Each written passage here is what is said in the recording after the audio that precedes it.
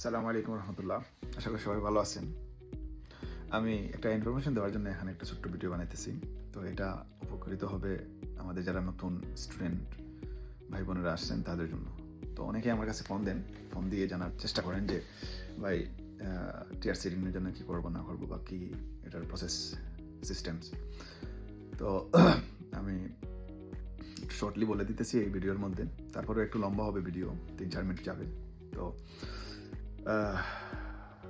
যখন আপনি টিআরসি রিনিউর জন্য অ্যাপ্লাই করবেন, তো first of all you have to check your student status.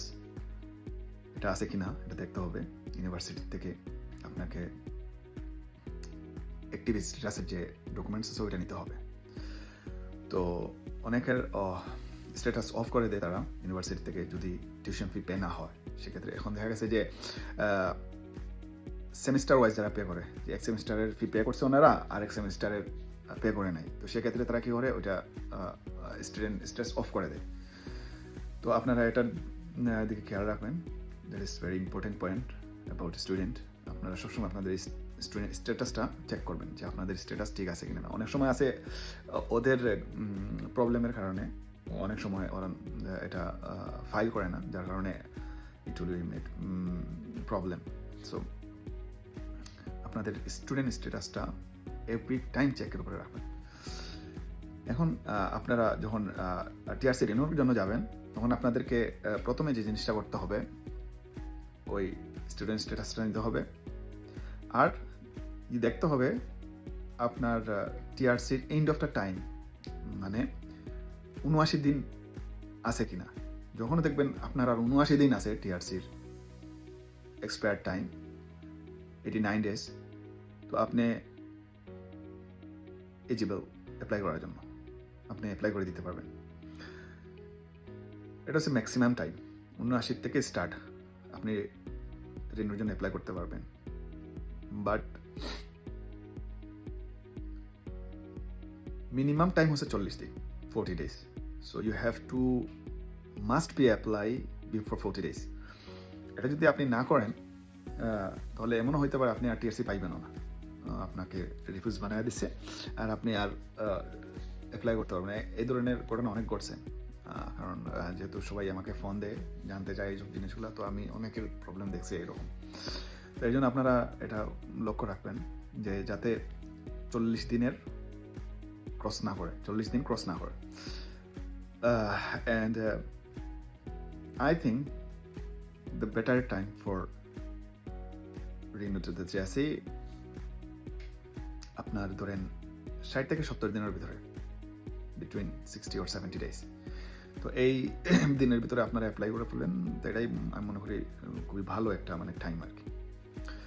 এদিকে আপনার যদি 1 মাসের জন্য আপনি টাইম নেন আপনার রেজাল্টের জন্য, ডিসিশনের জন্য, তো আপনার আরও 1 মাস হাতে থাকতেছে। যদি কোনো বাই চান্স আল্লাহ না করে কোনো অ্যাক্সিডেন্ট হয়, কোনো সমস্যা হয়, তো এটা আপনি রিভিউ করতে পারবেন। তো এর জন্য একটু টাইম নিয়ে আমার মনে হয় দেওয়াটা ভালো। আর বাকি যে জিনিসগুলো আছে আপনারা অবশ্যই জানেন। আপনাদের স্টেটমেন্ট প্রয়োজন হতে পারে, কোনো কোনো ইউনিভার্সিটির ক্ষেত্রে স্টেটমেন্ট প্রয়োজন হয়, আবার কোনো কোনো ইউনিভার্সিটির ক্ষেত্রে মানে প্রয়োজন হয় না। তো সেক্ষেত্রে আপনাদের ইউনিভার্সিটির মানে আপনাদের ক্রাইটেরিয়া কী আছে ওটা আপনারা জেনে নেবেন। আর যদি হেল্প লাগে আমাকে কল দিলে আমি ইনশাল্লাহ আপনাদেরকে জানিয়ে দেবো, বা মেসেজ করলে ফেসবুকে মেসেজ দিয়ে দিন, আমি আপনাদেরকে ইনফরমেশন দিয়ে দেবো।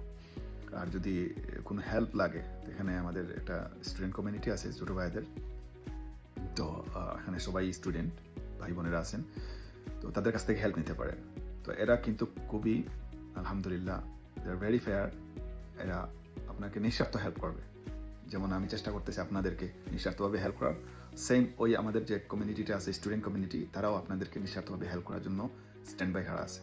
যে কোনো নিউজ, যে কোনো ইনফরমেশন আপনি ওই গ্রুপে অ্যাড হন, ওই গ্রুপে জিজ্ঞেস করবেন, তারা সব ইনফরমেশনগুলো আপনাকে দিয়ে দেবে ইনশাআল্লাহ। কারণ এরা অনেক সিনিয়র স্টুডেন্ট, আমিও নিজেও আসিলাম মানে ওই গ্রুপে। তো এখনও মনে হয় আসি অ্যাডমিন আমি আসি, বাট অ্যাক্টিভিটি তারাই ওইটাকে পরিচালনা করতেছে। তো ইনশাআল্লাহ আপনারা যারা স্টুডেন্ট আছেন ওই গ্রুপটাতে অ্যাড হওয়ার চেষ্টা করবেন, আমাকে নক দেবেন, নাম্বার দিয়ে দিবেন, আমি অ্যাড করাই দেবো। আপনাদের স্টুডেন্ট রিলেটেড যা ইনফরমেশনগুলো প্রয়োজন, যে জিনিসগুলো প্রয়োজন আপনারা ওইখান থেকে পেয়ে যাবেন। তো বাকি তো ইনশাআল্লাহ যখন আপনারা টিআরসি পেয়ে যাবেন হাতে, এরপরে আপনাদের করণীয় একটা কাজ আছে, ওই ইউনিভার্সিটিতে আপনাদের ওই নতুন টিআরসিটা সাবমিট করতে হবে। আদারওয়াইজ আপনাদের যে পাবলিক সার্ভিসগুলো আছে, যেমন ধরেন ব্যাংক, তারপরে আপনার ইন্স্যুরেন্স, এই জিনিসগুলোতেও কিন্তু আবার ওই টিআরসিটা দিতে হয় অনেক ক্ষেত্রে। কারণ ওই যে টিআরসির যে 11 ডিজিট যেটা আইডি নাম্বার আছে, ওই নাম্বারটা চেঞ্জ হয় না, বাট একটা কোড নাম্বার আছে যেটা পিকচারের নিচে থাকে, ওইটা চেঞ্জ হয়। তো ওইটার জন্য ওইটাকে আবার করতে হয়, সব জায়গাতে সাবমিট করে দিতে হয়। তো ইনশাল্লাহ এটাই ইনফরমেশন। ভালো থাকবেন, সুস্থ থাকবেন। আর যদি কোনো কিছু জানার থাকে তাহলে আমাকে জানাবেন। ইনশাল্লাহ আমি চেষ্টা করবো আপনাদেরকে জানিয়ে দেওয়ার জন্য। এই ভিডিওটা বানাইতাম না, আমার কাছে অলরেডি 5-6টা ফোন চলে আসছে। তো সবাইকে তো আবার বোঝানোর টাইমও নাই, কাজকর্ম করে তো ব্যস্ত আছি কাজকর্ম নিয়ে। তো এই জন্য আর কি আমাকে বেসিক্যালি কোনো ইনফরমেশন জানতে চাইলে আপনারা জানাবেন। ইনশাল্লাহ আমি যতটুকু পারি আপনাদেরকে ইনফরমেশনটা দিয়ে দেবো। ভালো থাকবেন, সুস্থ থাকবেন। আসসালামু আলাইকুম।